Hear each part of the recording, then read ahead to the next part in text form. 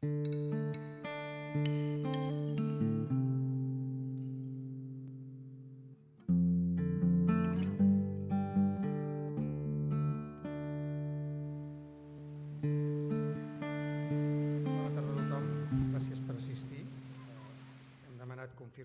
i realment tothom que ha confirmat està complint perquè estem plens i estem molt contents que sigui així. Bé, sou a la seu del Parc de les Humanitats i les Ciències Socials i és el primer debat que fem així en públic i pràcticament una de les primeres, diríem, activitats obertes al públic que tenim, a part de la inauguració i alguna altra cosa que s'ha fet, i estem molt contents que estiguem tots aquí. Sense més prolegòmens, presentar les persones que avui formaran part de la taula d'aquest debat. Jo simplement faré de moderador. Em falta una però està a l'arribar perquè hi havia un cert problema d'orientació, però ja hi serà. Però comencem perquè ja és 7:15 i de seguida ens plantarem a quasi a les 9 i hauríem d'acabar. Per tant, primer donar la benvinguda al senyor Eduard Segarra, el doctor, professor de dret a la nostra universitat, a la Universitat de Barcelona. També ha estat professor de dret internacional i públic a ESADE i és el president de l'Associació per Nacions Unides d'Espanya, ANUE. De fet, en la convocatòria vostès ja ho hauran pogut llegir, però segueix, ara ho recordo. En segon lloc, el senyor Francesc Mateu, director de Catalunya d'Oxfam, Intermón i membre de Mare Nostrum, de Stop Mare Nostrum, que també és aquí amb nosaltres. Després, el senyor Àngel Miret i Serra, que ve en nom del govern de Catalunya i que d'alguna manera també parlarà una mica en relació a les últimes coses que la Generalitat ha acordat i que a més és professor de Ciències Polítiques i Socials a la Universitat Pompeu Fabra, veïna en aquest barri. I ja la presento ara, tot i que encara no ha arribat, la senyora Maria Alba Gilabert, periodista de la secció d'Internacional de Catalunya de Ràdio, que acaba d'arribar, encara no fa una setmana, de Terres d'Orient, que d'alguna manera ens hauria de portar una mica el tema de com van les coses en els països d'origen. Ja està. Bé, aquest seria, diríem, la taula i més o menys el debat com ha d'anar. És un debat que cada ponent farà més o menys un quart d'hora i després obrirem un debat al públic començant per una mica el que considerem fila zero, on hi ha algunes persones, representants d'associacions que s'han adherit i que d'alguna manera col·laboren amb aquesta organització, començant per l'Associació de les Nacions Unides de Catalunya, la Comissió Catalana d'Ajuda al Refugiat, la Federació d'Organitzacions Catalanes i Internacionals Reconegudes, la Fundació AXAR, Stop Mare Nostrum, el CIMEM, Observatori de l'Estudiant, el Servei d'Atenció a l'Estudiant, és a dir, dos organismes de la pròpia universitat que s'hi han involucrat molt clarament, el Comitè Català d'ACNUR, ICMAN i, evidentment, totes les persones que esteu aquí, que podeu representar-vos personalment i també potser alguna altra associació o organisme, que evidentment podreu intervenir en el debat al final de tot. Bé, dit això, simplement recordar que ho hem organitzat des del Parc de les Humanitats i les Ciències Socials, també la càtedra Josep Termes, amb l'Agustí Coromines, que és la persona que la dirigeix, i després també hi ha col·laborat la Fundació Solidaritat UB, que la tenim representada aquí per la vicerectora, que n'és la màxima responsable, perquè se'ns ha hagut d'excusar perquè aquests dies hi ha moltes activitats de tipus solidari. El seu director, el Xavier López, que està ara en un altre acte, no sé davant de quina televisió. Per tant, diríem, aquestes organitzacions, seguint una mica la idea que el propi rector fa un parell de dies va presentar tot un programa de la Universitat de Barcelona, juntament amb altres universitats, però concretament la Universitat de Barcelona, de recolzament al refugiat, amb diverses activitats, l'arribada de 100 estudiants que tindran matrícula gratuïta, 20 dels quals tindran allotjament per ells i potser per les seves famílies, és a dir, tot un programa complex que ha estat anunciat d'ajuda al refugiat I entre aquests programes també tot el que sigui difusió, discussió i aquesta conferència concretament. Bé, acaba d'arribar precisament la senyora Maria Alba Gilabert. S'ha perdut. Molt benvinguda. T'he presentat abans, és a dir, per tant, doncs ja he dit que venies de terres d'Orient i que per tant ens diràs coses molt d'última hora i per tant ja hi som tots. Acabo de llegir, diríem, una mica les diferents organitzacions que han col·laborat i simplement dir això, que hem organitzat això com un primer debat molt necessari en un moment, tot i que estem en un país ara amb campanyes electorals, el que vulgueu, però en un moment que s'havien de dir coses i, evidentment, des del Parc de les Humanitats i des de les organitzacions que ho hem coorganitzat, no serà l'últim debat. Volem fer debats acadèmics, perquè creiem que des de l'acadèmia podem aportar coneixement, però acadèmics que a la vegada de temes que estiguin en els mèdia, de temes que socialment siguin rellevants i per tant, de donar respostes, evidentment algunes de futur, però també a les preguntes que cada cop són més rellevants a nivell de present. Per tant, dit això, ja, i abans de començar el debat, m'agradaria llançar algunes quantes preguntes al vol, que poden servir o no perquè ens orientin el debat, tot i que jo penso que les persones han vingut també sabent molt què volien explicar-nos i que després també poden ajudar en algun moment concret en el debat posterior entre tots a veure algunes coses. Coses que probablement, preguntes que ens les hem fet tots moltes vegades, o almenys jo me n'he fet moltes d'aquestes últimament. A veure, heu trobat sobre la cadira uns fulletons que hem preparat amb dades, bàsicament, alguns quadres, algunes definicions, perquè ens ajudin una mica a parlar en propietat i sobretot a tenir algunes dades d'actualitat. Tretes, les fonts estan citades, de diaris, d'agències, etc., d'alguna institució, i per tant poden ajudar a centrar el tema. Preguntes que poden ser rellevants. Què fa que Europa hagi estat tan fora de joc durant l'arribada d'aquests refugiats? La realitat és que sabem que molts d'ells fa més d'un any que estan en llocs d'origen i sembla com si de cop aquest estiu hagués esclatat el bolet. O sigui, què fa Europa amb això? Quin serà el futur de tots aquests refugiats? Aquest també és un tema molt important. Ara mateix acabem de rebre, avui hi havia una reunió de presidents de ministres d'Europa, s'ha confirmat que aquests 120 refugiats que ha d'acollir Europa ja hi seran, que més o menys tots els països de la Unió Europea han acceptat el cupo, menys, i probablement això és rellevant i en algun moment sortirà per què, Hongria, República Txeca, Eslovàquia, Romania i també s'ha abstingut Finlàndia. És a dir, països probablement els primers que reben l'onada són els que estan més reticents. Per tant, quin serà el futur d'aquests refugiats amb aquesta Europa que de moment diu que en rep 120.000?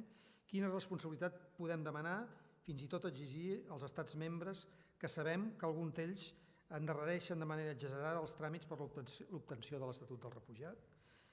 Quin serà l'impacte de l'arribada d'aquests refugiats? Amb els anys podem calcular quin és l'impacte econòmic? Un altre dels reptes que sembla inevitable, els refugiats versus els immigrats econòmics. Aquest tema és un tema que plana, és a dir, quan és refugiat, quan és immigrant econòmic, qui té drets i qui no en té, etc. És un tema a discutir molt. Quin sentit i futur té l'anomenada fortalesa europea, entre cometes, tancant les fronteres als refugiats i immigrants, etc. Totes les preguntes que ens hem fet i moltes més que ens en podríem fer. Ho deixo aquí i començarà les intervencions dels conferenciants. Ja acordat amb ells començaria el primer ponent, l'Eduard Segarra, diríem, donant-nos el marc. Res més i moltes gràcies. Moltes gràcies per convidar-me. Gràcies. No sé si podré aportar gaires coses. Les preguntes són una tesi doctoral, és tota una tesi doctoral. Una tesi doctoral en la qual el que és més greu és que ningú la pot respondre, ni la Merkel, ni el Rajoy, ni la mare que els va matricular, amb perdó de l'expressió, perquè el marc jurídic actualment és inexistent. És a dir, el marc jurídic no pot abastar el problema que hi ha. Si em permeten, jo havia fet uns suggeriments, unes elucubracions personals que em coneixen, saben que m'agrada fer-ho, i per tant, recorden vostès que fa un any, quan va morir, fa 2 anys, quan a Lampedusa van morir 400 persones, fa 2 anys, el papa va anar i va dir «mi fa vergonya», doncs encara estem amb la vergonya, però ningú més ha fet res després de la vergonya. S'han quedat que el papa era l'únic vergonyós, els altres, la vergonya és una vergonya torera. Avui, el que era el Mare Nostrum s'ha convertit en un cementerium nostrum i sabeu que només aquest any ja portem més, que sapiguem, dels que sabem comptar, que sapiguem, més de 3.000 morts. Morts que, evidentment, són això, morts ignorants de qui són i, per tant, que fugen, perquè el refugi fugen. I Europa és... Quina és la contradicció? Que Europa és un estat de dret. La gran diferència que hi ha de Ceuta i Melilla amb 2 metres, o sigui, aquelles tanques, i el que hi ha de Lesbos cap a Turquia, i el que hi ha de Rússia també, és que Europa és un estat de dret. És a dir, i per tant ens hem de sotmetre a el que nosaltres mateixos hem pactat. Allò que ara en diuen aquí a Espanya la legalitat vigente, que sembla que només és legalitat vigente per segons quins països, per quines parts d'Espanya, però la legalitat vigente és la legalitat vigente. Doncs la legalitat vigente l'hem de tenir en compte perquè si no jo crec que a Europa estem marejant la perdiu.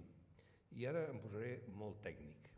Recorden que va haver-hi un comissari que es deia Antonio Vitorino, no sé si el recorden vostès, els que sou molt joves potser no, perquè el 2001 va fer una frase que a mi em va quedar gravada, i molt gravada, que és dir, va dir, l'asil és un dret, la immigració és una oportunitat. I això defineix els 2 paràmetres, les 2 preguntes que tu has fet, de què és la immigració i què és el refugi. I jurídicament, el marc jurídic polític és molt clar. La immigració es fonamenta amb normes de caràcter del mercat de treball. És immigrant o migrant, que és la gran discussió que hi ha en aquest moment, que estan descobrint al Consell Europeu, que és greu que ara descobreixin què és un migrant i el que és un refugiat, es basa en el mercat de treball amb lleis d'ordre públic i amb lleis de frontera.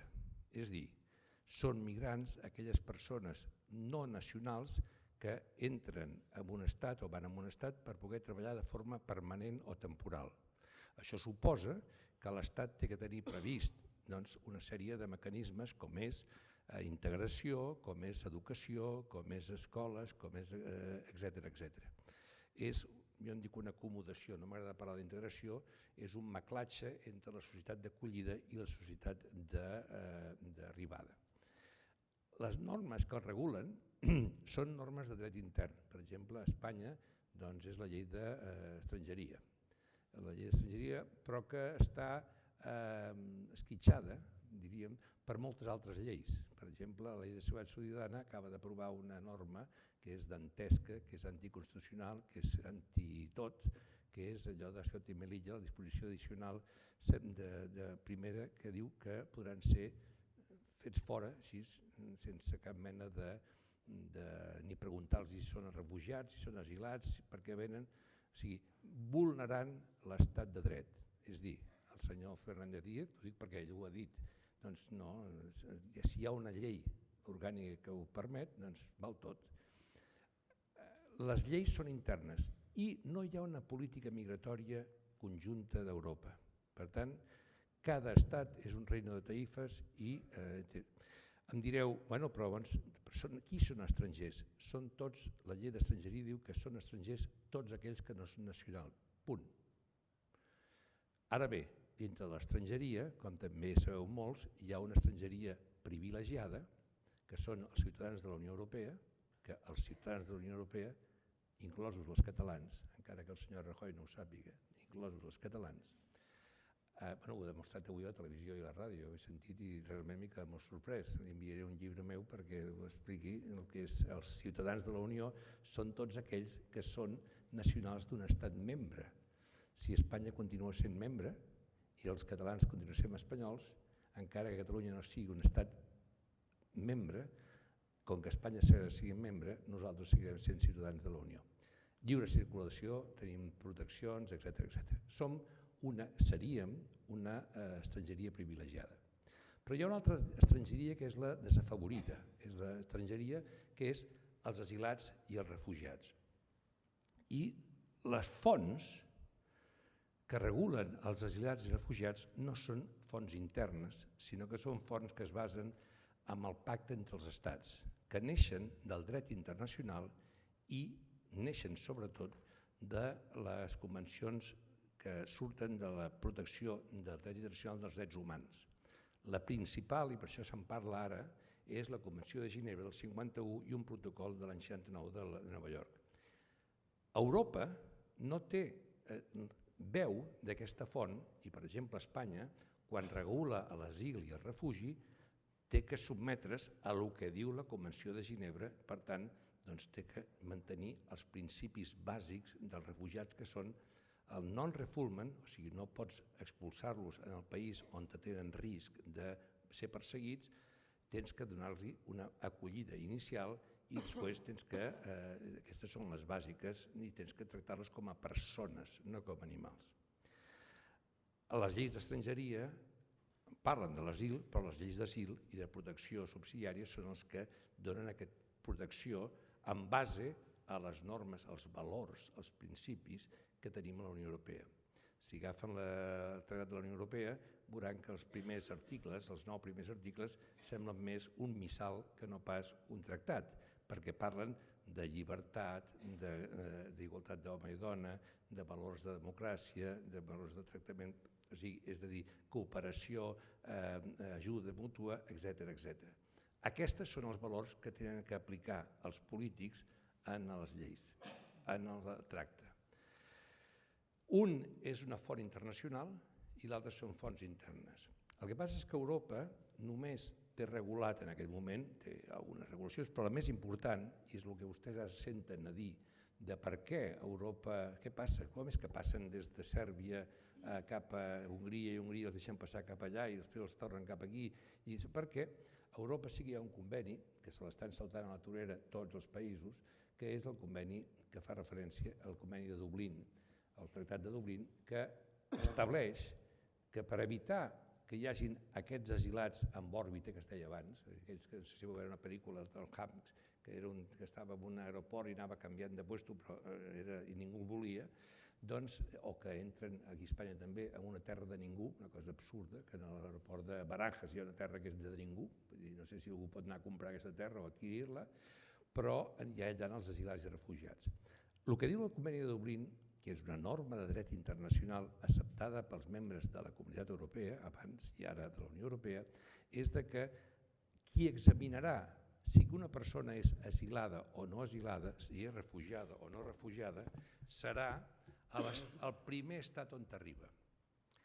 Clar, això comporta problemes tècnics molt importants. Si arriben per Grècia, si arriben per Espanya, sobretot per Grècia o per Itàlia, i si arriben per Hongria o per... Què passa? Que en aquest moment Hongria tindria que examinar moltes d'elles. Però Alemanya, la majoria volen anar a Alemanya. Per què volen anar a Alemanya? I per què Alemanya vol que hi vagin? Perquè volen seleccionar els refugiats. No ens enganyem. Els refugiats que vol la Merkel no són els refugiats de soldats rasos, sinó que vol els tècnics preparats. Fixin-se que si vostès veuen a les televisions, molts d'ells parlen en anglès i quasi cap d'ells porta maleta. Deuen portar una targeta de crèdit i porten una motxileta com si anéssim d'excursió nosaltres a passar la tarda. Pobra gent, jo no sé on estan les maletes, perquè no són aquells fardos que veiem d'Àfrica. Tenen un bon telèfon, tenen bones adreces, tenen unes màfies que els trafiquen molt bé i que el problema més greu és que arriben a través de les màfies, que això sembla mentida, que Europa, que pot saber en aquest moment el senyor Obama o la senyora Merkel el que jo estic dient i en canvi no saben on estan les màfies que regulen de veritat, perquè les màfies no hi ha fronteres. Hi ha diverses coses que no hi ha fronteres. Ens estem dient que els espais són sobirans, l'orgull sobirà només serveix pel futbol i pel rugby, això, l'altre no existeix per res, perquè les màfies, ni les fronteres, ni els desastres naturals, ni la immigració hi ha fronteres. A Europa això no ho ha entès encara. Llavors estem encara regulant, no hi ha regulació, és decisió política. Decisió política que, al meu entendre, i no soc crític, sinó que estic llegint el que passa, és de que la setmana passada, recorden vostès que a Europa es tenien que repartir 40.000 refugiats. Ja n'hi ha 120.000 per repartir. Aquests són els anteriors, el saldo anterior. Ara tenim un nou saldo. Aquests eren de les rebaixes anteriors, aquestes són noves. Aquests 40.000 que no es van posar d'acord el dia de Sant Jordi, no es van posar d'acord amb els cupos, es van reunir el 20 de juliol i van dir, tampoc, ens anem de vacances i quan tornem de vacances en tornem a parlar. Aquesta gent està aquí. I ara estem discutint això.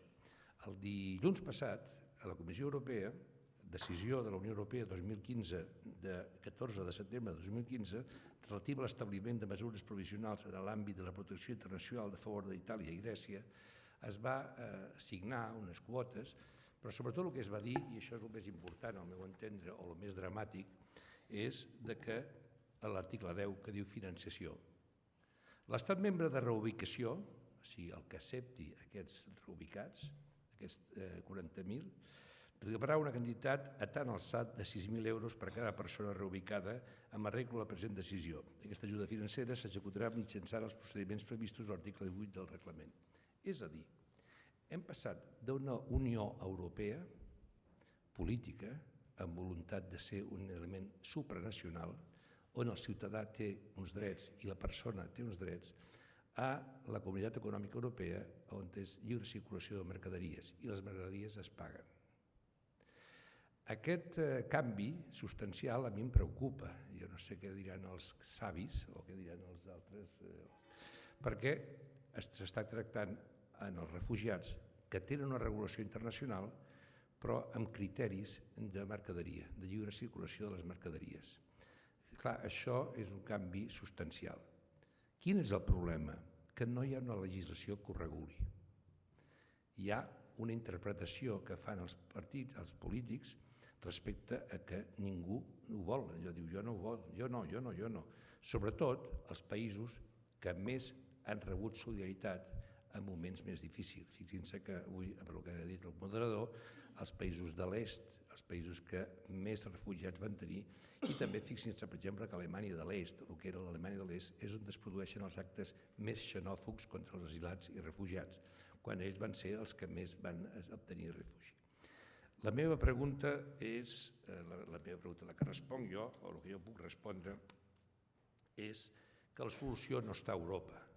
A Europa podem i ho podem acomodar en base a principis, valors i sobretot, i això ho he dit fa 30 anys, que un terç de la nostra renda vagi destinada a que no vinguin. Però no que no vinguin a través d'armes, ni subministrant armes en les dictadures, sinó cooperació, ajuda, educació i blindatge que no hi hagi dels dictadors.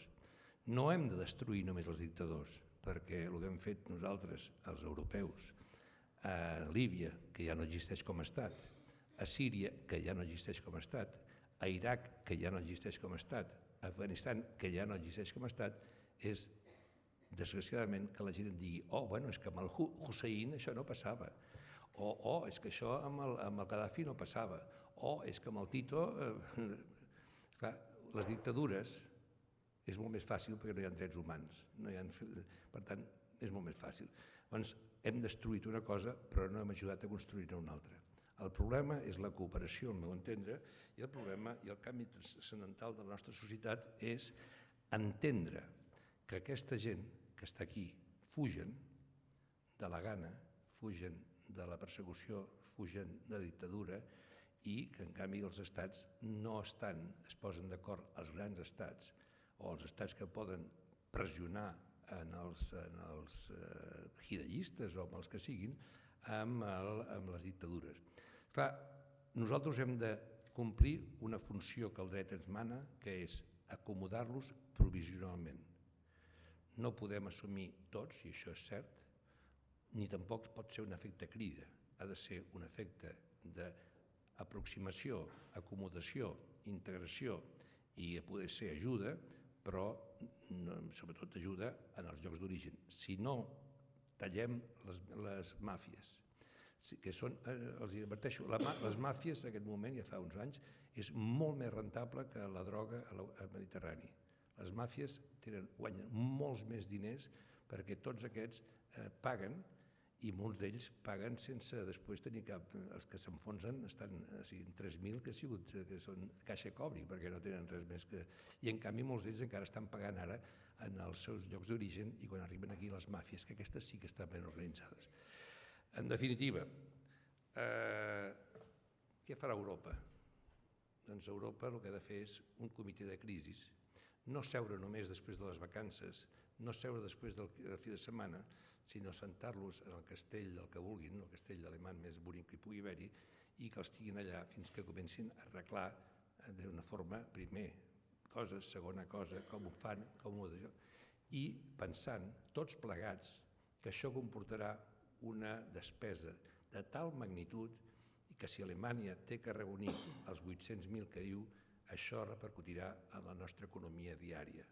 Per què? Doncs perquè Alemanya, com va fer quan va reunificar, per cert, Alemanya va reunificar la Unió, els dos, en base al principi de l'autodeterminació dels pobles, principi que ara sembla que està oblidat i que no existeix. I que, per tant, no ho dic perquè aquests dies que parlen d'aquí no té res a veure amb refugiats, ni som refugiats, però potser si ens ho posa molt difícil potser hem de ser refugiats juntament amb els sirians. Bromes a part, la necessitat és acomodar, distribuir, ajudar i sobretot tallar les màfies i no subministrar armes en els dictadors que fan que aquesta gent tingui que fugir.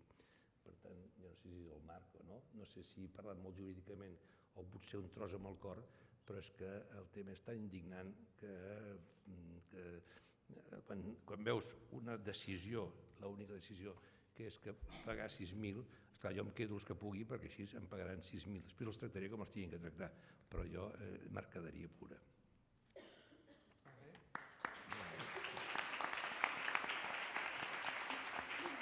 Gràcies, Segarra. Ara té la paraula el senyor Àngel Miret.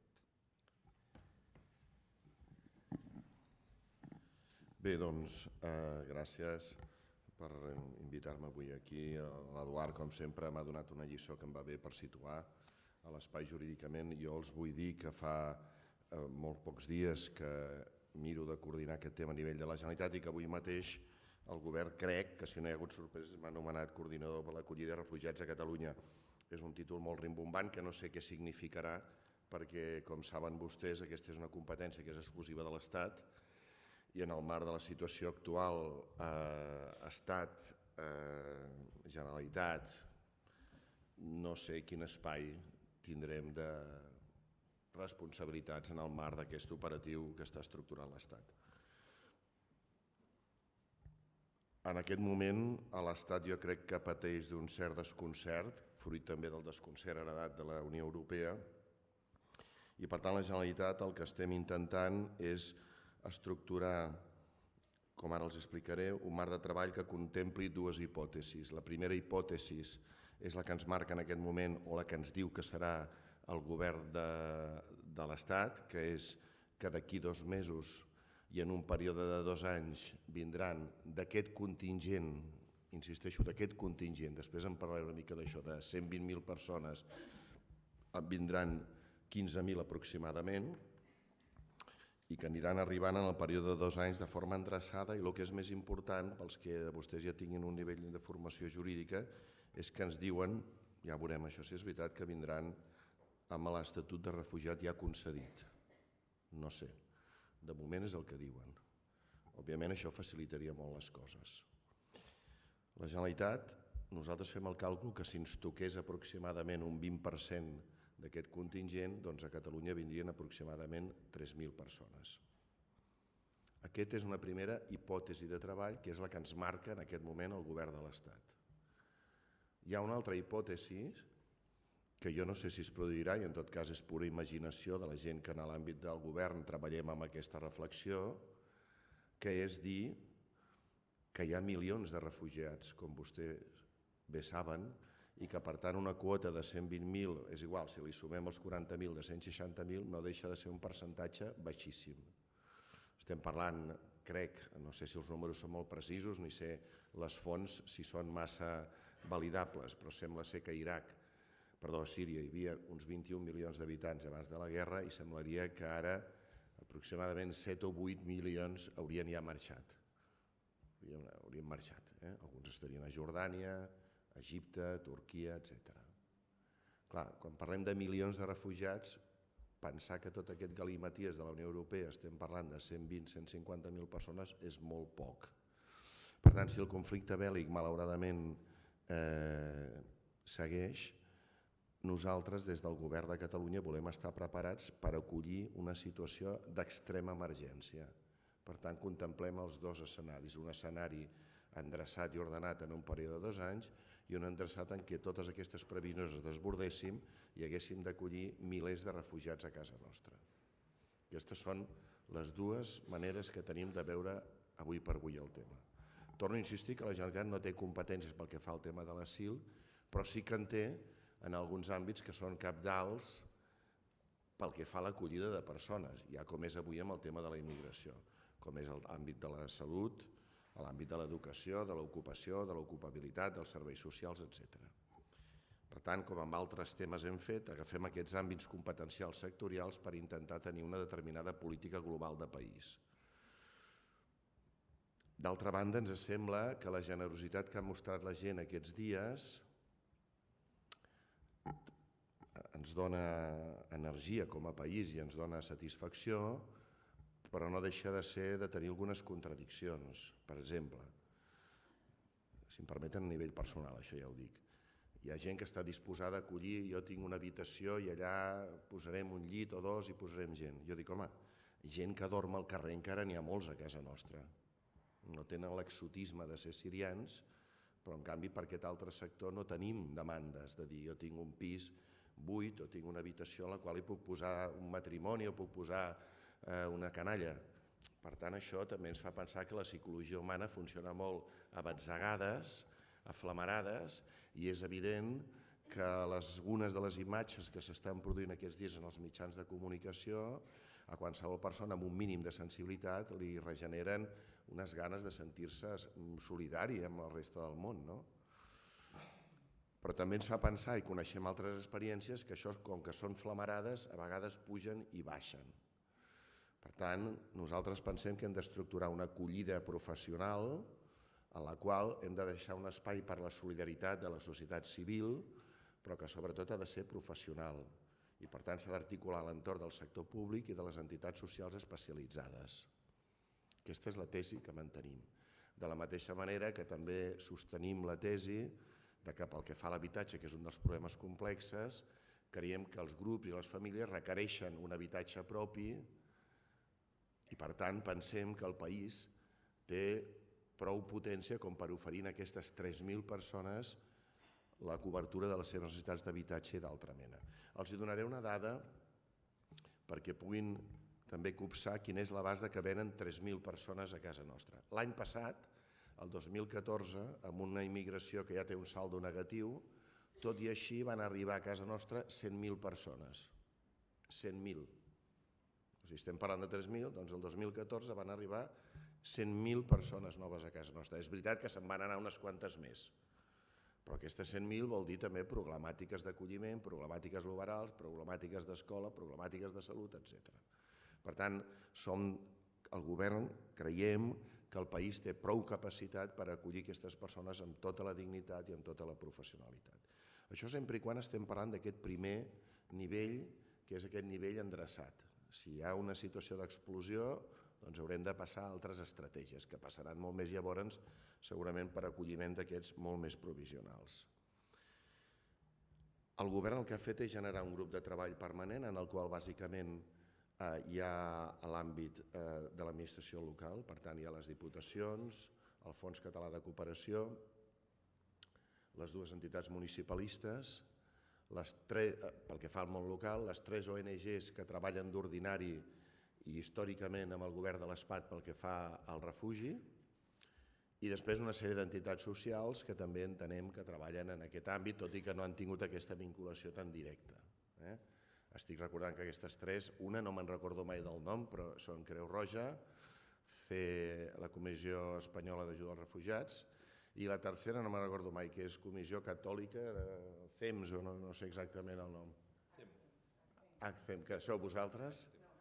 Bé, doncs històricament he treballat amb aquestes tres, n'hi ha d'altres en el país que no tenen aquesta vinculació amb l'Estat, com ara estic veient la gent d'Acsar aquí davant, doncs Acsar. Això més tots els departaments de la Generalitat implicats, que pràcticament ho són tots. A partir d'aquest treball global s'ha constituït en 3 grups de treball que es pretén que siguin molt operatius, que es constitueixen aquest dilluns proper i que són el que fa referència a la pedagogia, a com presentem això davant de l'opinió pública, i aquí aniria, ho ha apuntat l'amic Segarra ja, algunes qüestions, que els recursos que surten per a aquestes persones no vagin en detriment dels recursos que avui hi ha a les persones en risc d'exclusió. Ahir em trucava un alcalde i em deia: tinc 3 pisos, ara un el deixarem i aquest ja te'l guardo. Jo li vaig dir: no me'l guardis. Si tu tens aquests 3 pisos ordinaris per persones en risc d'exclusió en el teu poble, deixa'l en el marc d'aquest espai. Han de ser recursos addicionals. Hem de veure també de construir un discurs en els mitjans de comunicació, ajudar a construir aquest discurs, i per tant hem de fer unes guies d'acollida. El dia del plenari em vaig donar compte, alguns dels que esteu aquí estaven al plenari, que hi havia com 6 o 7 entitats que estaven fent guies d'acollida. Intentarem de fer-ne una que valgui per tot el territori, material escolar pels nanos, etc. Per tant, seria aquest primer grup de sensibilització, pedagogia, digue-li com vulguis. El segon és molt important i m'interessa molt exposar-lo aquí, que sé que hi ha membres d'entitats socials, perquè aquí estem tenint que frenar una mica diverses iniciatives. El que es pretén és fer un inventari de recursos, un inventari o un banc de recursos, recursos que tant poden ser materials com immaterials. Recursos que vol dir, doncs, això, ahir també em trucava el rector d'una parròquia del Poble Sec i em deia: tinc un pis que només s'utilitza el dissabte per un grup de joves, us el poso a disposició. I em trucava un altre ajuntament i em deia: tenim un local on es poden fer 18 habitatges o estan pràcticament acabats. Qui diu això també diu la persona que posa a disposició, ahir també em parlava un metge jubilat que parla anglès, en formació a més com a psiquiatre, i em deia: jo em poso a disposició.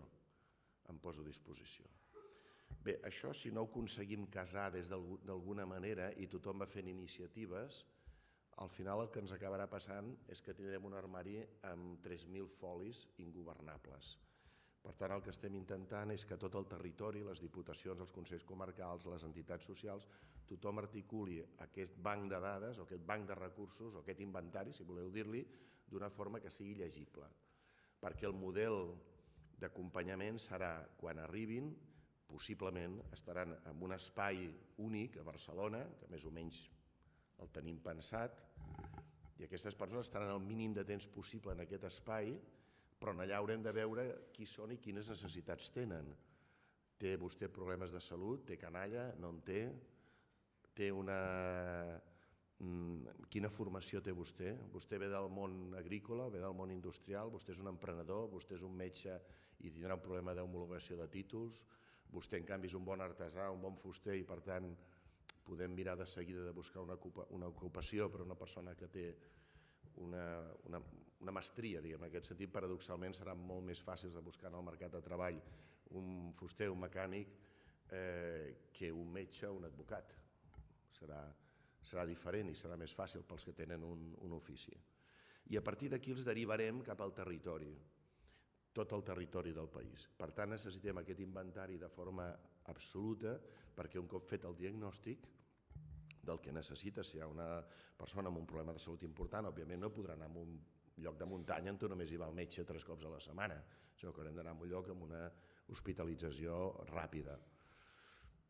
Això és el que està previst i, per tant, diguem-ne, aquest banc de recursos és l'eina fonamental que volem acabar-la en un termini molt i molt breu. Ja veurem si som capaços. I el tercer grup és el grup d'acollida, és a dir, ens estem situant en un espai en el qual aquestes persones, aquestes famílies ja s'han incorporat, estan en un determinat habitatge, en un poble, al Macelles, a Terrassa, a Barcelona. Bé, però l'endemà resulta que, com deia en Segarra, uns parlen una mica d'anglès, els altres no parlen gens d'anglès, uns tenen unes necessitats i els altres no, tots tindran un problema d'idiomes, tant amb el castellà com amb el català. Algun expert, jo ahir parlava amb un, no em sap greu dir el nom, en Lluís Magrinyà, que és una de les persones que jo considero interessants perquè coneix, té molta experiència en camps de refugiats, i em deia, aneu en compte que requerirà una teràpia psiquiàtrica molt important. Diu, aquesta gent venen d'un conflicte armat a la qual s'hauran vist drames i tragèdies, vés a saber com estarà tota aquesta gent i més el periple d'arribada fins aquí. Per tant, aquí, en aquest grup d'acollida, intentaríem estructurar d'una forma més o menys endreçada tots aquests recursos que són necessaris per l'acolliment i perquè aquestes persones se sentin com a part de la nostra societat. Aquest és l'esquema amb el qual tenim treballant, amb un calendari molt ràpid. Jo voldria que això a meitats de novembre estigui pràcticament acabat i, per tant, que estiguem en disposició de seguir treballant d'una forma més sofisticada, però més val tenir coses que no tenir les coses perfectes. Algú m'ho criticarà, però és així. És a dir, en aquest moment parteixo que no tenim estructurat cap protocol més enllà del que puguin tenir les entitats socials històricament, però que estem davant d'un nou conflicte i d'una nova situació absolutament diferent. 2 o 3 punts per anar acabant. Un, això també si volen a títol personal, em preocupa, insisteixo, aquesta discriminació que pot haver-hi entre els que venen per aquest col·lectiu de 150.000 i els que avui, em sembla que també en feies referència, ja estan aquí i que pateixen gravíssims problemes, entre altres que no se'ls acull a l'entrevista fins als 3 mesos d'haver-la demanat. Per tant, em preocupa que no fem uns que siguin de categoria primera, altres de segona. I 2 últimes consideracions. Una, el conflicte bèl·lic és la malaltia i el refugiat és el símptoma. Per tant, jo crec que, insisteixo, és una reflexió més personal en el govern, jo crec que tenim, els que volem que aquests temes es vagin resolent, l'obligació d'actuar contra el conflicte i, per tant, lluitar contra les causes i tenir una activitat social, política, etc., que facin possible que això acabi.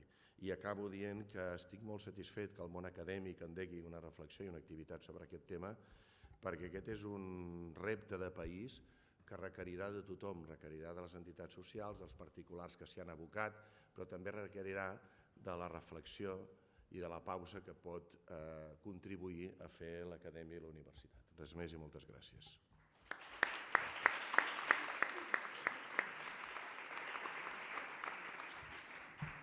Moltes gràcies, senyor Miret.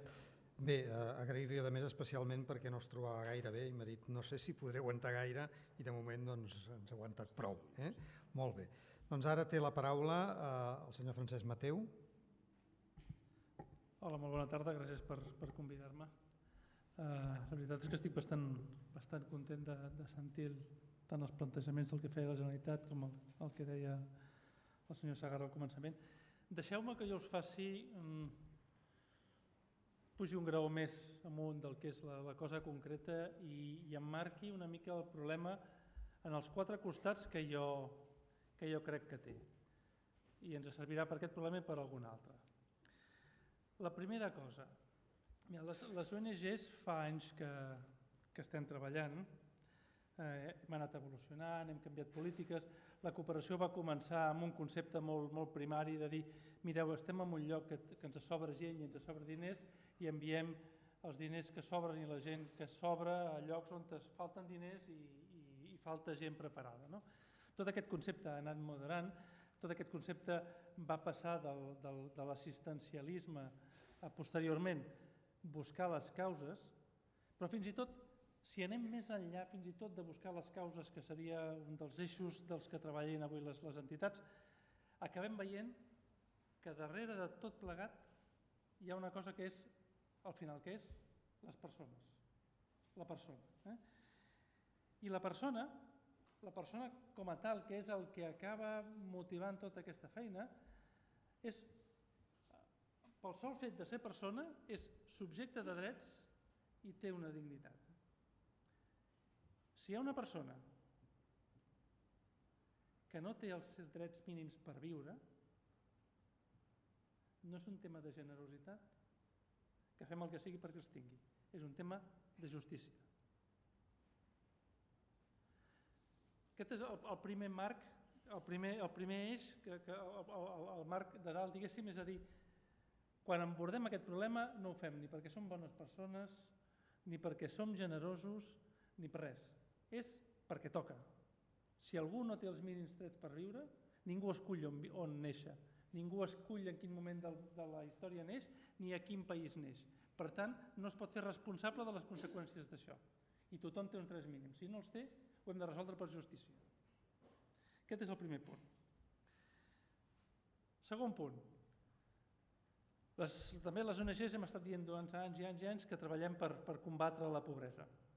Cada vegada que diem que combatem la pobresa, en l'imaginari de la gent, la pobresa es combat generant riquesa.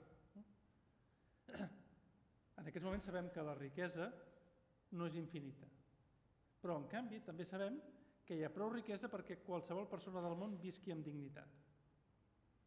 Vàrem fer una anàlisi de la pobresa fa un temps i l'investigador ens va dir: escolta, deixeu de dir que combateu la pobresa i digueu que combateu la desigualtat.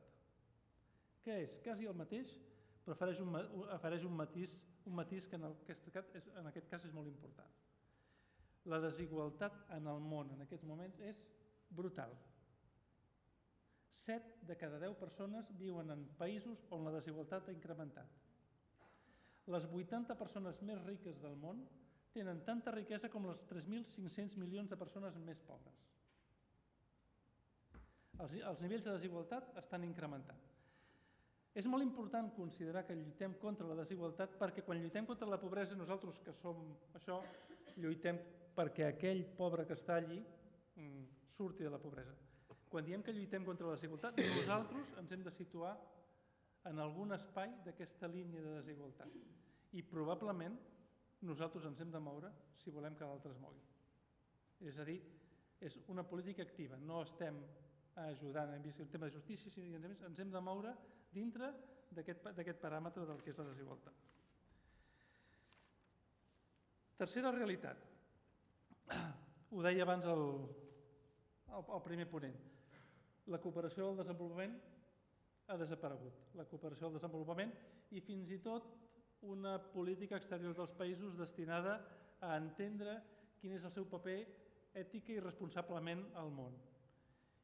La cooperació és l'eina que teníem per combatre els problemes en origen, diguéssim, perquè aquestes coses no passessin.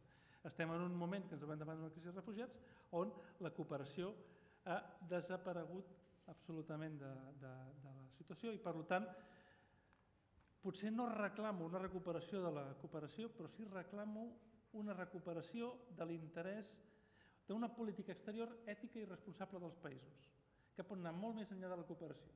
Ha d'haver-hi cooperació, però ha d'anar molt més enllà de la cooperació. Cada país, cada govern de cada país s'ha de preocupar pels ciutadans que té dintre el país, però no a costa de ningú de fora del seu país. Això és una política exterior ètica i responsable. I això té les seves implicacions. I un quart tema. Veieu que vaig molt ràpid i acabaré ràpid, però penso que ens permet la coherència de polítiques. Tot això implica que internament tinguem una coherència de polítiques amb aquests 3 principis en el funcionament habitual de les nostres institucions i de les nostres vides. I que ens plantegem com podem avançar envers aquesta coherència. A dintre d'aquest marc que he fet, justícia, desigualtat, política exterior o cooperació i coherència de polítiques, queda emmarcat una paraula: dignitat. És el focus principal. Les persones tenen dignitat.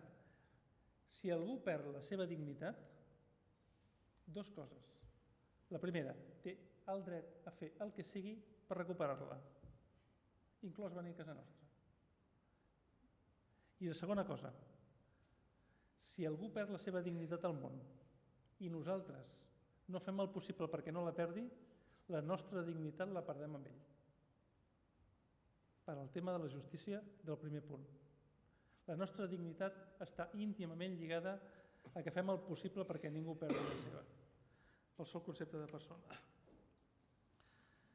Bàsicament aquests 4 principis són els que van portar el dia 20 d'abril, després del primer enfonsament del vaixell al Mediterrani, el primer vaixell que vam saber que es va enfonsar de manera massiva, a organitzar una sèrie d'entitats al voltant d'una plataforma que li vam dir Stop Mare Mortum, pel que estava fent, i que s'ha començat a moure per crear sensibilitat al voltant d'aquests temes. Stop Mare Mortum no és una entitat oficial, és un conjunt d'entitats. El seu manifest el van firmar gairebé 1.000 persones i 177 entitats, i des d'aleshores està intentant sensibilitzar la ciutadania i demanar que es mogui. La primera mobilització era amb poca gent i conforme hem anat avançant hem sigut cada cop més gent. Hi ha 2 preguntes que feia Gabriel al començament. Una és, i que de totes les que he fet me n'he apuntat 2, no? Una primera és què feia Europa fins ara.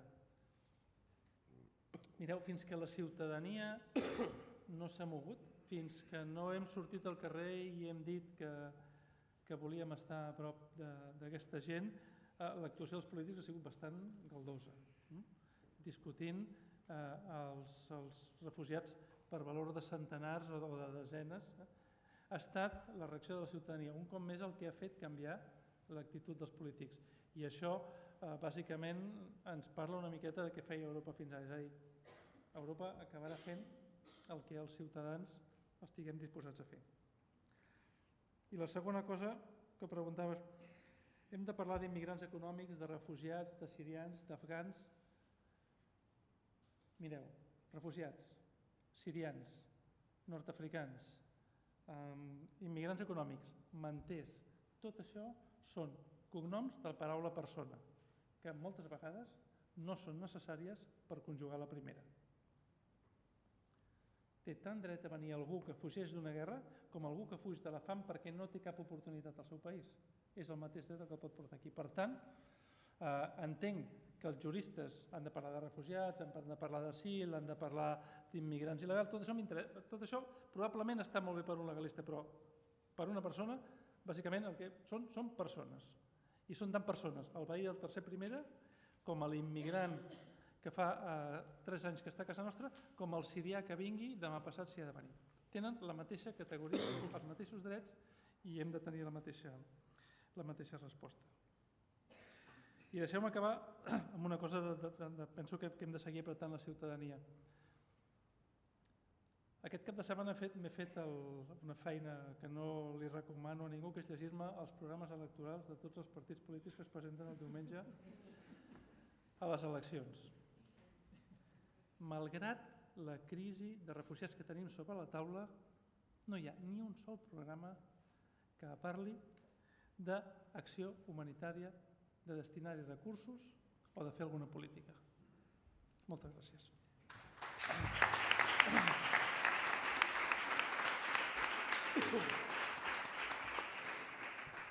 Gràcies, Francesc, molt breu però molt clar. Ara l'última ponent, la darrera, la Maria Alba Gilabert, té la paraula. Gràcies. Perdona. No, tranquil·la. Abans que res, disculpeu que he arribat tard, m'he perdut pel centre comercial. No anava de compres, és simplement que no trobava el carrer Perú. Bé, aquí s'han apuntat diverses coses. En primer lloc, el perfil de les persones que estan venint. Ara fa una setmana i mitja jo era a Hongria, a la frontera entre Hongria i Sèrbia.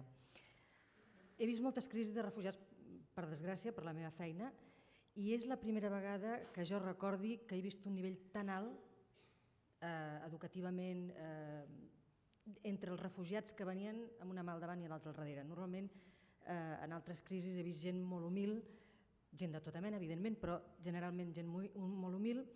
Aquí semblava realment que haguessin fet una tria i haguessin agafat tots els professionals de nivell mitjà o mitjà alt, els haguessin ficat en una pastera i ens l'haguessin enviat cap aquí. Una de les claus era aquesta, per exemple, que normalment en aquests països, per qüestions polítiques i educatives, costa sovint trobar gent que parli anglès. En aquest cas era tot al revés, o sigui, gairebé tothom parlava en anglès o en alemany, sabien almenys un o dos idiomes. El perfil d'aquesta gent, a banda del seu alt nivell educatiu, també era que bàsicament eren joves, homes, dones també n'hi havia però en menys proporció, un 40%, segons les estadístiques que després se'ns ha facilitat per les organitzacions de drets humans, serien sirians, però això vol dir que hi ha un 60% que no ho són, i nosaltres estem focalitzant sobretot els mitjans de comunicació, potser erròniament, en què es tracta de gent que fuig de la guerra de Síria. No, hi ha afganesos, hi ha nepalesos, hi ha iraquians, hi ha gent de la República Democràtica del Congo, hi ha una varietat molt gran, que això crec que els hi complicarà la feina a vostès, a les administracions. A més de ser homes, bàsicament joves, educats, venen molts amb problemes físics derivats, en el cas de les guerres, que necessiten ràpidament una atenció mèdica i, a més, una atenció mèdica important, que pot ser que no els hi resolgui la situació, però que els pot millorar la qualitat de vida, i això suposarà una despesa que s'ha de tenir en compte per part de les administracions.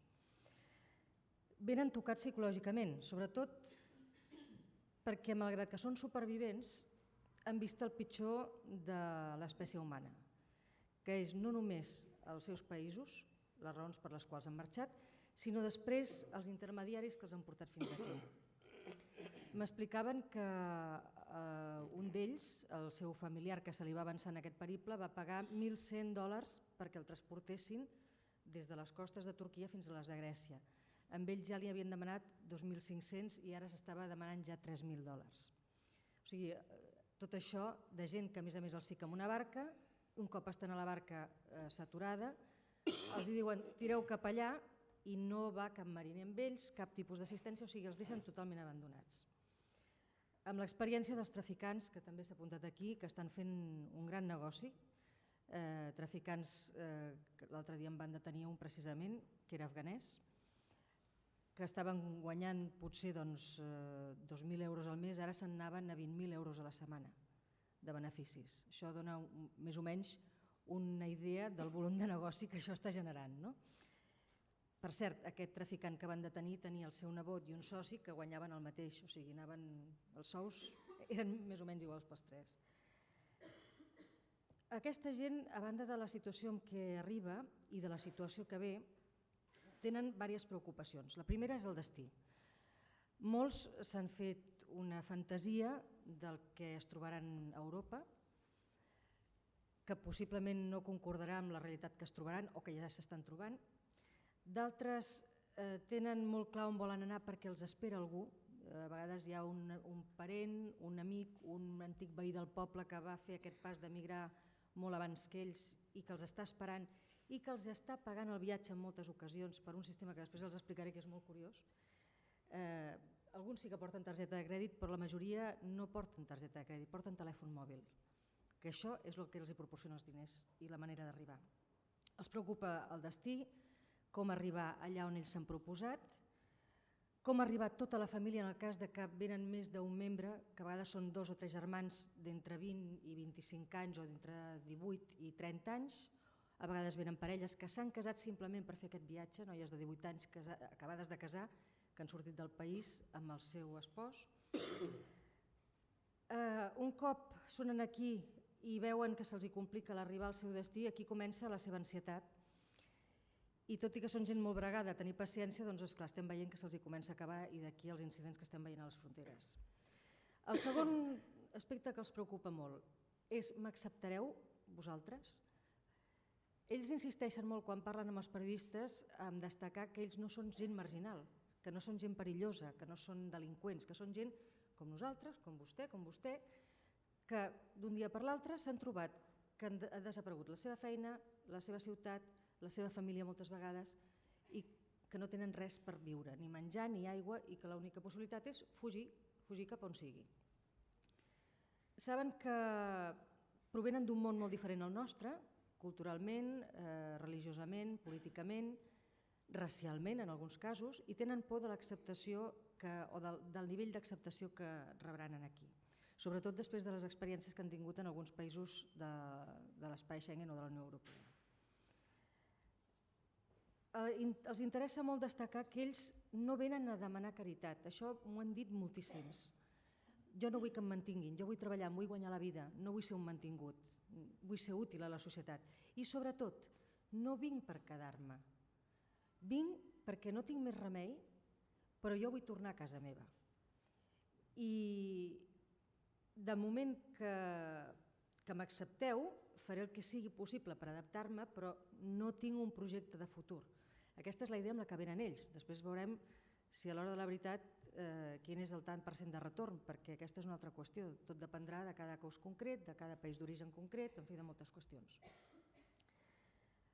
Després hi ha el que s'avança i que el seu propòsit és no quedar-se potser, no ho té molt clar, però sí que té una idea al cap i és portar cap aquí a les persones que ell estima i que s'han quedat allà.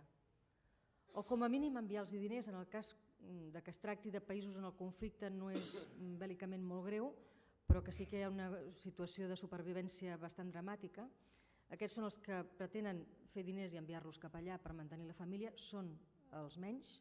La majoria el que volen és, si tenen una mare, un cosí, un germà petit, una dona, portar-los cap aquí així que puguin, així que tinguin els seus papers en regla, fer que tota la resta de la família vingui cap aquí. Per tant, si ara estem parlant de 120.000 persones, tenint en compte que molts d'aquests països les famílies no són de matrimoni i un fill, sinó que són famílies de 6, 7, 12, 15 membres, encara que molts hagin perdut la vida ja durant la guerra, doncs es pot fer la gent una idea del volum de gent que està desitjant venir. No és només els que tenim aquí o els que estan arribant, els que estan esperant a la cua que algú els ajudi a donar el pas.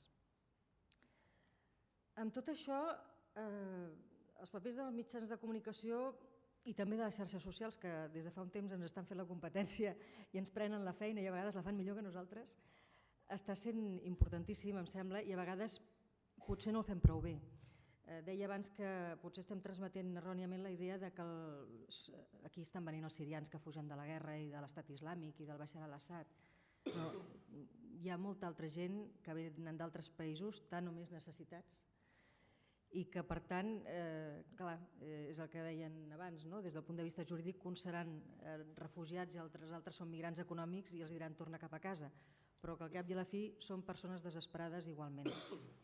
Potser uns venen amb cicatrius al cos i els altres venen amb cicatrius al cervell, però en tot cas són gent que necessiten ajuda i que per això han marxat, perquè ningú marxa d'un lloc on està a gust.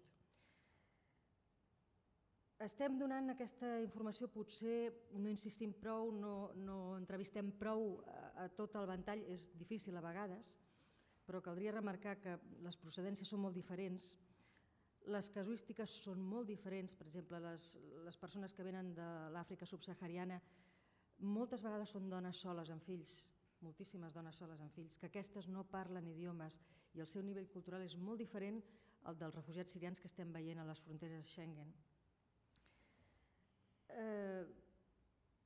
Tenen potser els mitjans un paper que a vegades ajuda però que al mateix temps a mi em fa pensar que tots plegats ens estem equivocant amb alguna cosa i em refereixo a la fotografia de l'Aylan Kurdi, el nen que veu veure a la platja com si estigués adormit. Fa 4 anys que al Kurdistan sirià hi ha guerra, fa més de 10 anys que hi ha guerra al Kurdistan iraquià. De nens morts, jo fa més de 4 anys que cada dia rebo fotografies de gent de la diàspora siriana que estic en contacte amb ells i que m'ensenyen fotografies de nens morts i no d'una manera tan dolça com la imatge de l'Aylan Kurdi. Dubto que cap de vosaltres volguéssiu veure cap d'aquestes imatges perquè realment jo no les vull ni descriure, si no vull no dormiríeu. Per tant, hem utilitzat la imatge d'un nen que sí, que ha tingut un bon resultat perquè sembla que ha mobilitzat consciències, però en el fons a mi em sap greu que no haguem estat capaços de fer això fa 4 anys sense haver de mostrar aquesta imatge i sense utilitzar aquesta icona, que s'han fet fins i tot ja obres d'art i en fi, tothom n'ha parlat. Una altra qüestió que també m'avergonyeix una mica és el cas de la Petra Laszlo, no només perquè ella sigui periodista o digui que és periodista, jo crec que un periodista mai actua o no hauria d'actuar com va fer ella, aquesta dona que treballava per un mitjà de l'extrema dreta a Hongria, que va donar cops amb uns nens que intentaven fugir d'un setge policial per escapar i per no ser identificats o ficats en un camp de refugiats, i després va fer caure amb un senyor que ara està a Madrid amb el seu fill, que era entrenador d'un equip de futbol. No em refereixo a això, sinó al fet que gràcies a que aquesta senyora va actuar com ho va fer, dic senyora, la Petra Laszlo va actuar com ho va fer, sinó que, i em sembla molt bé, que la víctima de la seva traveta ha tingut un tracte preferent. Em sembla molt bé que aquest senyor estigui a Madrid i hagi arreglat en una setmana el que li hauria costat 3 mesos de papers. Però em sembla molt injust que tots els altres hagin de passar per un procediment tan lent, tan llarg. I parlo des de la ignorància, perquè possiblement no hi hagi manera d'agilitar-lo, això ho sabran les administracions. No els envejo la feina, reconec que els hi ve damunt un marron que jo no el voldria, en tots sentits.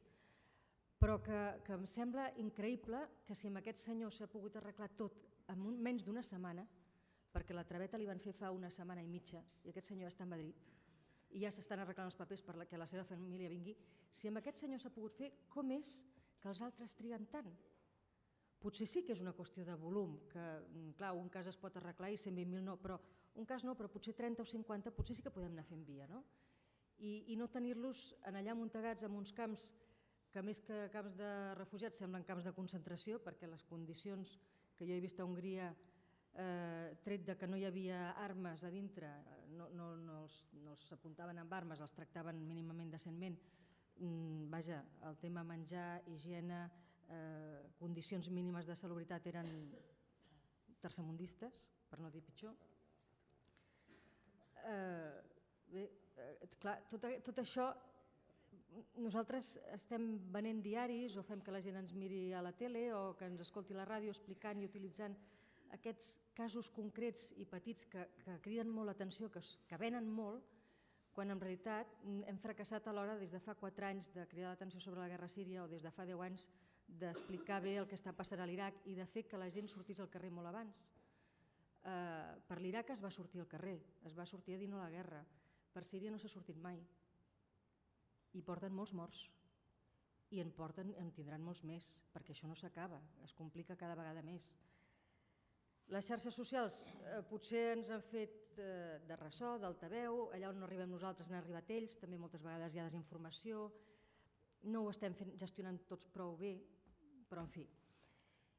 I hi ha una altra qüestió que han esmentat, el tema, i jo també ho he dit, molts d'aquests refugiats venen amb la intenció per un temps limitat.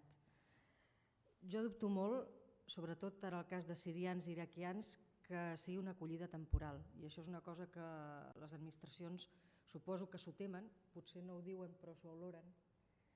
De l'experiència que jo tinc amb refugiats del tema dels Balcans, que s'ha resolt, diguéssim, ràpidament, entre cometes, perquè és un cas que encara no està tancat, gairebé tots els que conec que eren menors d'edat no han tornat als Balcans.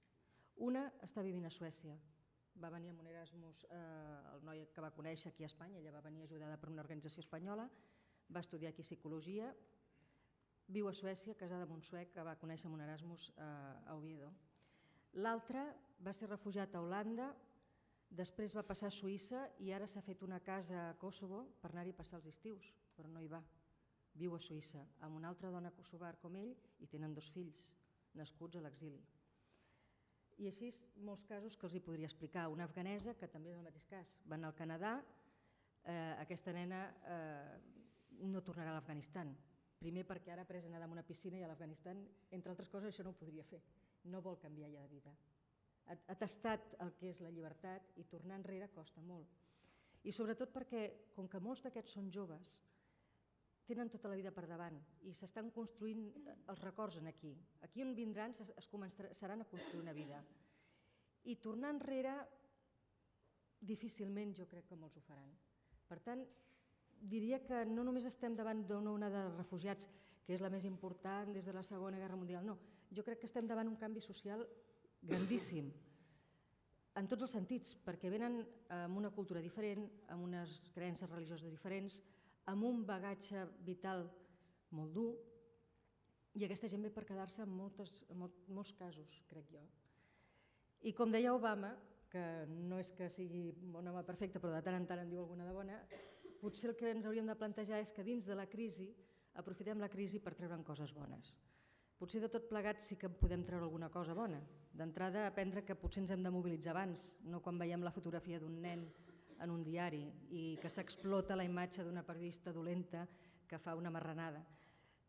Potser ens hem de conscienciar molt abans, quan comencen a demanar-nos ajuda des d'algunes organitzacions, quan entitats, ONGs, diuen no només heu d'ajudar els sirians, també teniu aquí gent que potser no és siriana, però que està en una situació igualment de perill, que necessita ajuda igualment. Que potser en aquest cas ens aboquem més perquè ens identifiquem més amb el perfil de les persones que venen, perquè no són marginals, perquè són com nosaltres, són gent de més nivell.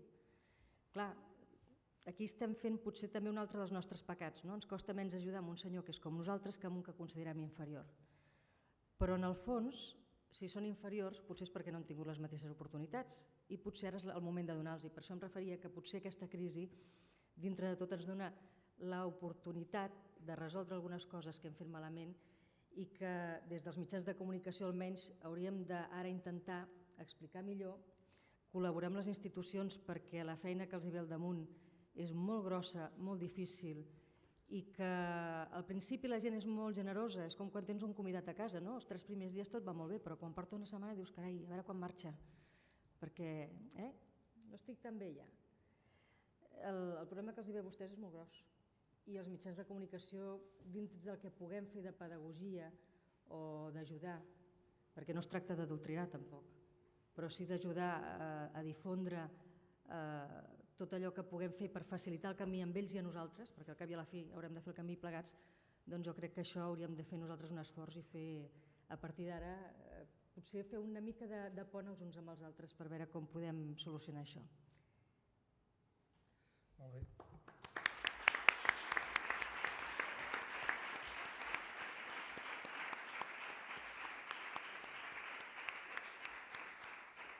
Moltes gràcies, senyora Gilabert.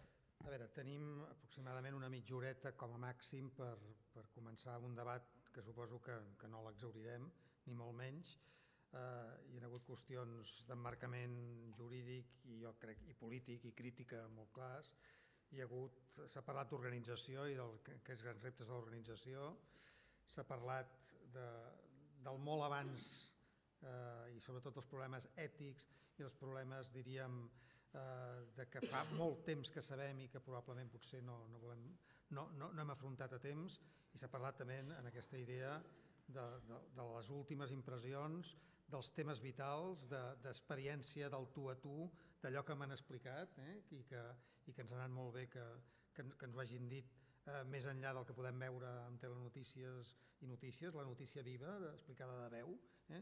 I per tant, a partir d'ara podem començar un debat. Tenim un micròfon de sala. Sí que alguna persona de les organitzacions coorganitzadores ens ha demanat poder dir alguna cosa, concretament una persona de la Comissió Catalana d'Ajuda al Refugiat, està aquí entre nosaltres, és a dir que si un cas li donem la paraula amb ella, si després hi ha algú més d'alguna organització que vulgui dir alguna cosa, i després obrim un debat global i també la pròpia taula, si es vol, entre vosaltres mateixos també us voleu dir coses, endavant. Tenim aproximadamente uns 25 minutos. Vale. Bueno, intentaré ser bastante rápida. Mi nombre es María Álvarez, soy abogada en la Comisión Catalana de Ayuda al Refugiado. Estamos dentro de Asil.cat, que es una red que aglutina varias asociaciones que en Cataluña trabajan como expertos en temas de refugiados, que algunos están por aquí en esta sala. Y yo lo que quería a través de la intervención es un poco explicaros la labor que las entidades expertas en el trabajo con refugiados hacemos. He elegido para explicarlo el decálogo que se ha hecho para la solidaridad desde CEAR.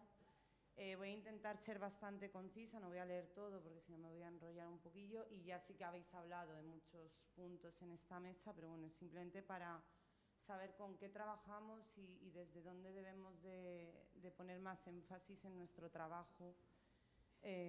Primeramente el derecho a asilo, ya lo hemos hablado, es un derecho humano regulado en la normativa internacional. España y Europa es firmante de estos convenios y tratados.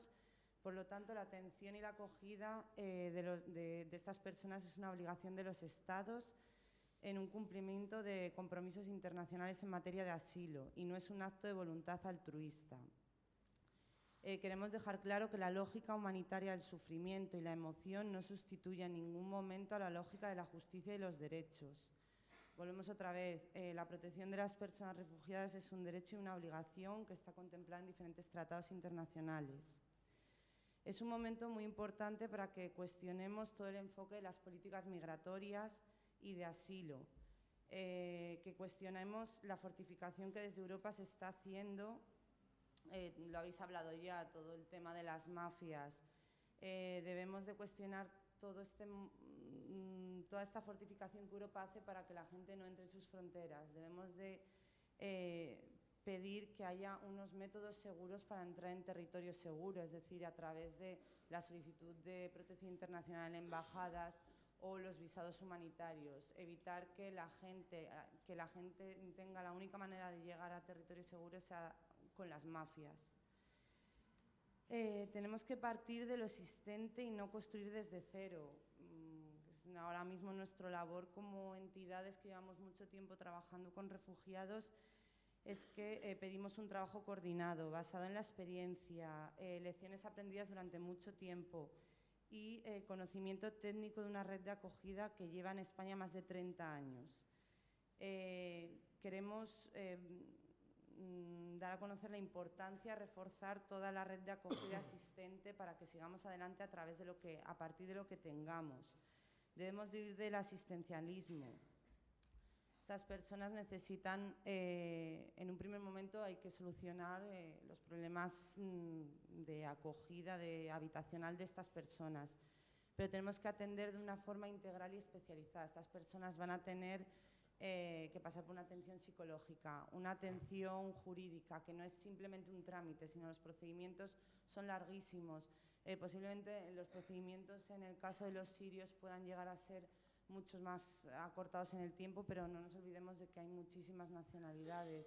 Estamos atendiendo a muchísima gente de Ucrania ahora mismo, que sí que es verdad que hasta ahora están llegando con visados y entrando en territorio Schengen de una manera segura, pero ya he empezado a atender a gente que está pagando a mafias porque ya no pueden conseguir esos visados. Entonces, es un problema que supongo que aprendamos algo de todo esto para que sigamos adelante, para que no volvamos a caer en los mismos errores. Tenemos que aprovechar para que haya un trabajo de seguimiento en el cumplimiento de todas estas obligaciones, que no nos olvidemos que sea un programa que en 2 años y volvamos otra vez a lo de antes. Tenemos que aprovechar, ya lo habéis hablado, la materia de sensibilización. Ahora es el momento de que desde todas las administraciones conozcan lo que es un solicitante de asilo. Estamos teniendo problemas a diario os pongo un ejemplo, la tarjeta sanitaria, cuentas corrientes, porque no conocen lo que es la tarjeta roja, que es la identificación de los solicitantes de protección internacional. Se les están negando derechos que por ley son derechos fundamentales. La asistencia sanitaria a los solicitantes de asilo está más que garantizada y el problema que se encuentra es que los administrativos no conocen esa simple identificación. Lo mismo eso, las cuentas no es lo mismo que la asistencia sanitaria, pero bueno, es que la población pueda conocer esas identificaciones. Movilizar la participación de la ciudadanía, que es perfecto, toda esta solidaridad hay que canalizarla de una manera que todas las personas sí que puedan sentir que están ayudando en esta crisis. El acompañamiento hacia todos los recursos de la sociedad, hacia esas personas, que no sean actos de caridad, sino de transformación social. Que si se van a quedar aquí, que se integren, que puedan llevar a cabo una vida digna. Y el último, y acabo, que existen asociaciones y redes de personas refugiadas y migrantes que han servido para fortalecer durante muchos años y empoderar a estas personas, que sigamos utilizándolas y ayudándolas. Muchas gracias. Muchas gràcies.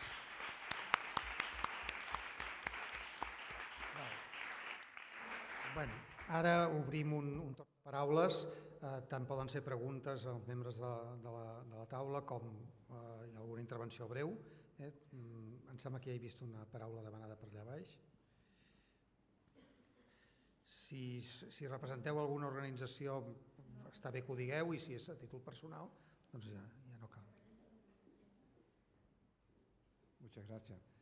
Yo soy Carlos Boggio, he trabajado 30 años en el ACNUR, la Agencia para los Refugiados, y me tocó dirigir la oficina en España, o sea que el tema que estamos discutiendo lo conozco bastante bien, hasta años muy recientes.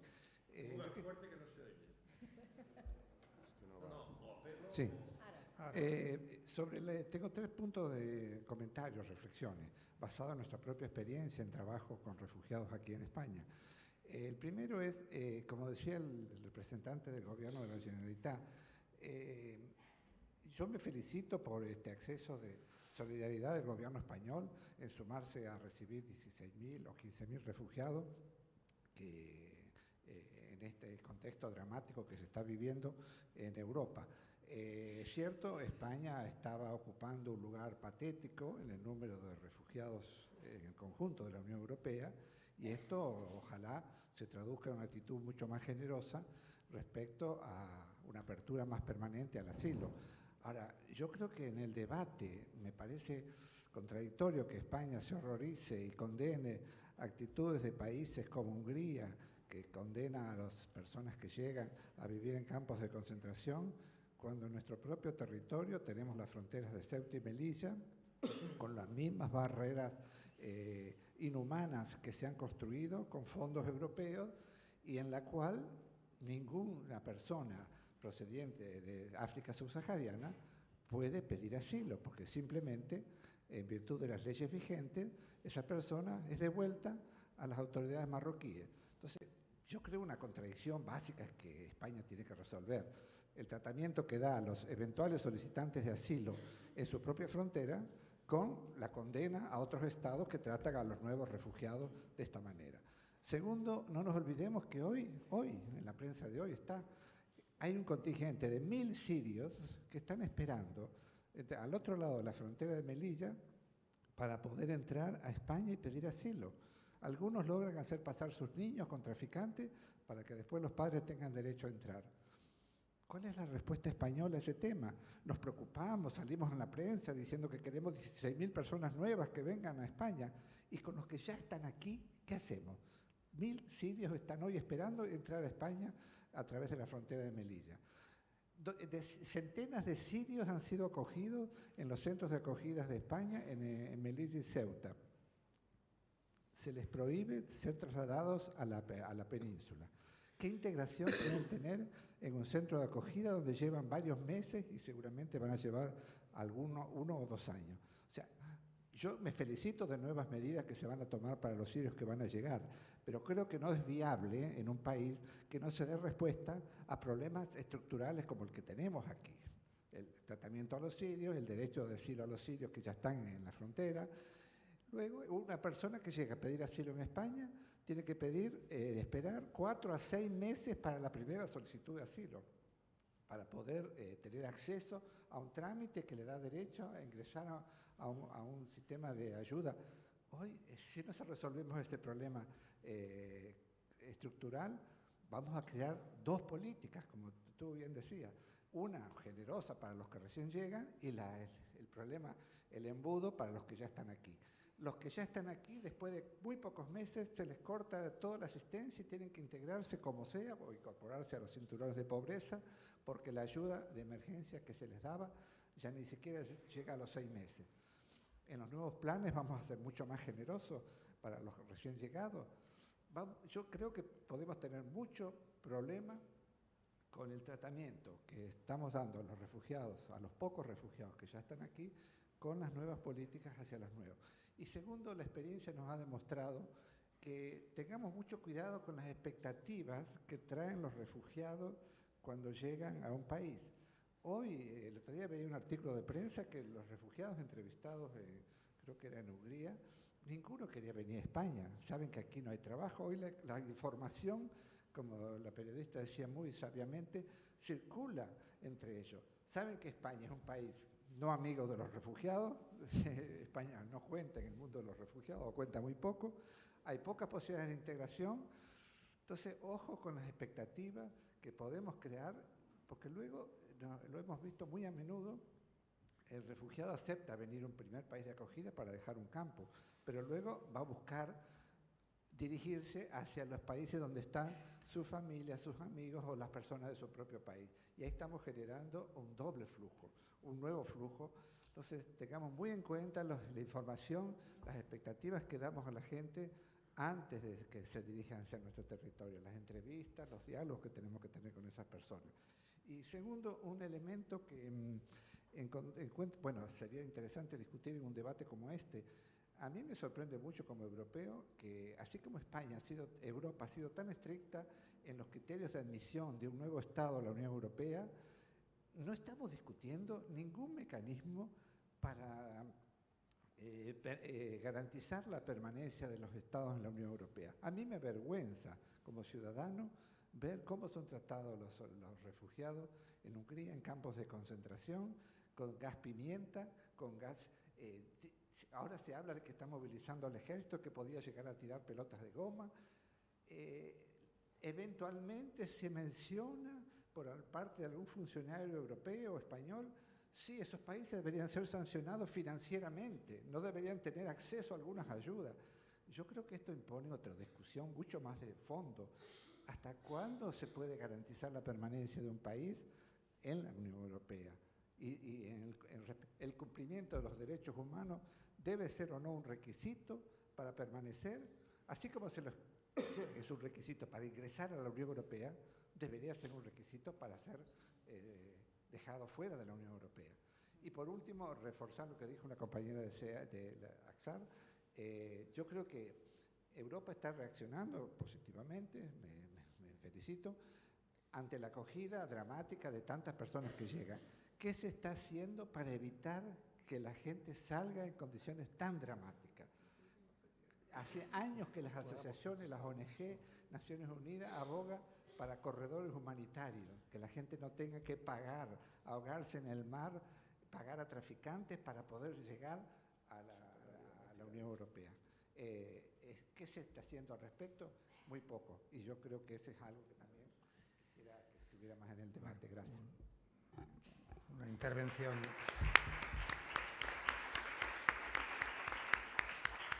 Una intervención extensa y profunda. Queda poco tiempo.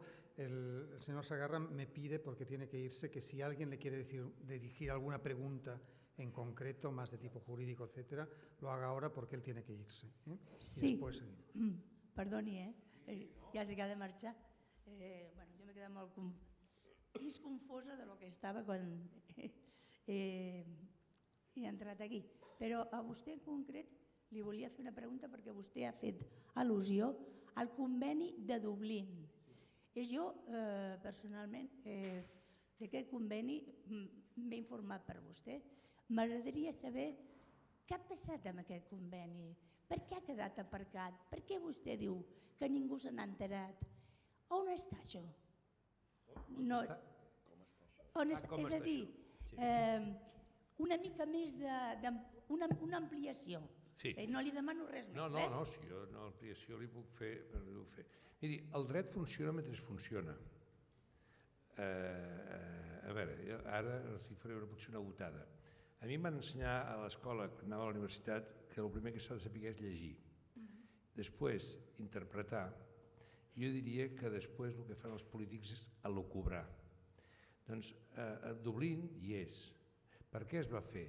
Es va fer per evitar que anessin rodant d'un costat a l'altre i llavors que el primer que arriba, o sigui, allò toques i no paro, o sigui, el primer on arribes demanes.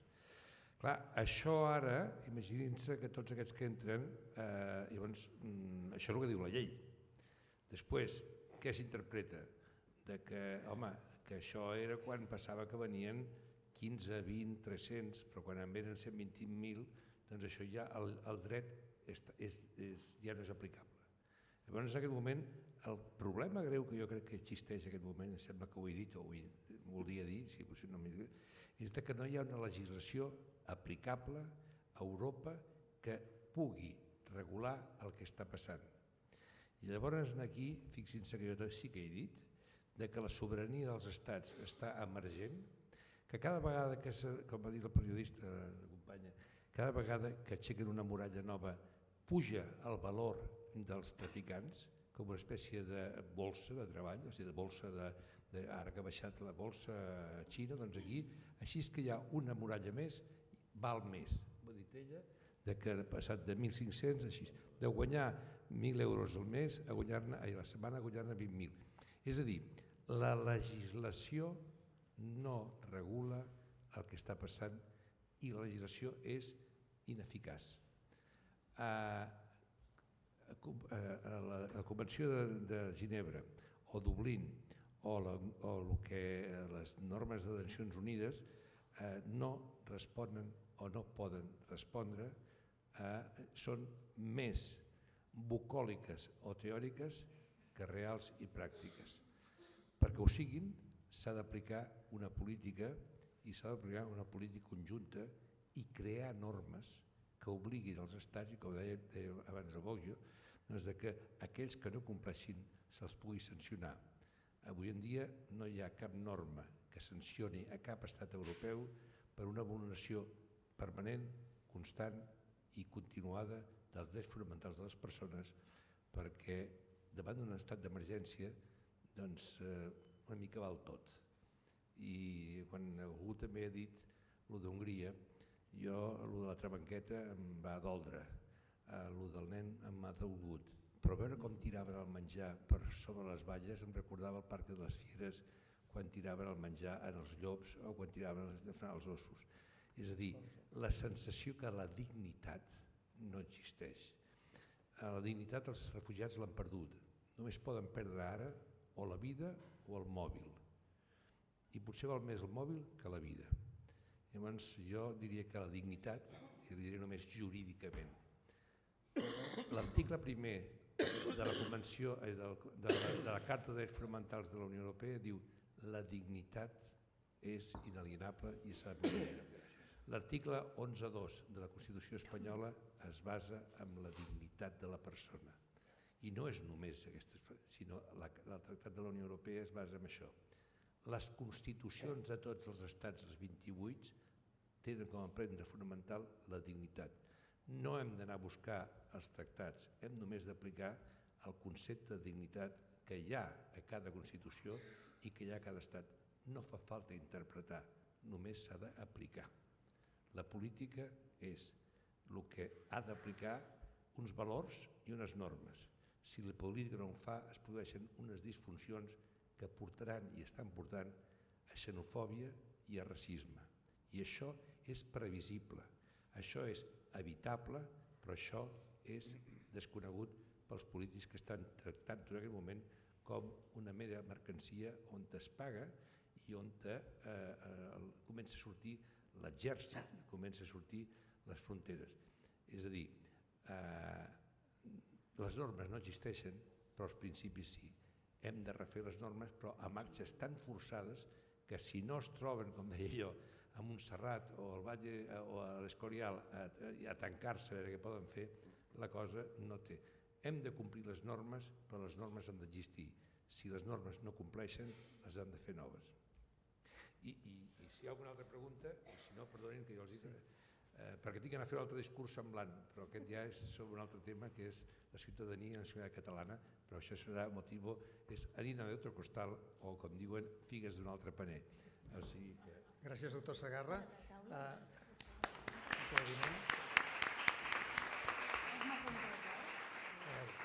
Bé, si voleu, queden uns 5 minuts, si hi ha alguna última pregunta, alguna última intervenció. Jo per a la taula també segueixo, ho sento perquè fa molt de temps que tinc confusions, és per a la taula en general. Parlem molt de les màfies, que aquestes màfies tenen més poder que la de les drogues, ho heu dit, més poder. I ara potser faig una pregunta, jo me la faig moltes vegades. Què es fa amb aquestes màfies? Quines actuacions? Potser és utòpic ara vaig a l'utopia pura. Què es pot fer amb aquestes màfies? Perquè les màfies aquestes, amb les pasteres, s'ha actuat o s'ha intentat actuar. Què es fa amb les màfies? Us la deixo en l'aire, vull dir, com pregunta utòpica potser, però Què passa amb aquestes màfies tan poderoses? Algú vol respondre? Jo no soc Són preguntes que d'això potser molt simples, però... Ara l'intentarà respondre. No, jo no sóc un expert en seguretat ni de bon tros, però sempre veig que quan utilitzem l'expressió màfies, les màfies sempre apareixen quan hi ha alguna cosa pel qual fora de la legalitat algú està disposat a pagar. Hi ha màfies del tràfic d'armes, hi ha màfies de les drogues, sempre apareixen persones que s'aprofiten dels problemes i de les mancances que tenen altres problemes. Per tant, això em sembla que és consubstancial a la naturalesa humana. Em temo que no hi ha gran cosa a fer més que combatre'ls policialment, com m'imagino que es deu fer des de la Unió Europea. M'imagino, almenys veig que de tant en tant anuncien que han desmantelat una xarxa de la màfia, no sé què. Però vull dir, veig que és d'aquelles coses com el de l'alcohol als Estats Units, de la llei C, que va bastar que es prohibís de beure i de traficar amb alcohol perquè sorgissin les grans fortunes i les grans màfies de l'alcohol. Això em temo que és així, però vaja, no hi entenc res. El sentit comú em diu, que té raó el senyor, però que hi ha una altra via possible, que és fer-los la competència legalment. O sigui, si tu els hi rebentes el negoci obrint un corredor humanitari, habilitant transports com Déu mana d'aquestes persones en el punt d'origen, que en aquests moments, per exemple, per Turquia, els camps de refugiats de Turquia, si en allà poses punts de dir, a veure, vostè vol viatjar cap aquí, comencem a fer els tràmits en aquí i jo li porto. Fa uns dies Baleària va oferir un vaixell per portar-lo a una illa grega i des d'allà començar a transportar la gent gratuïtament des de Lesbos fins a Atenes perquè poguessin agafar trens i autobusos, o sigui, fer la competència a les màfies sense cobrar. Això es podria fer, potser sí que es podria fer. A Baleària no l'han autoritzat a fletar aquest vaixell, per cert. Bé, una última intervenció perquè...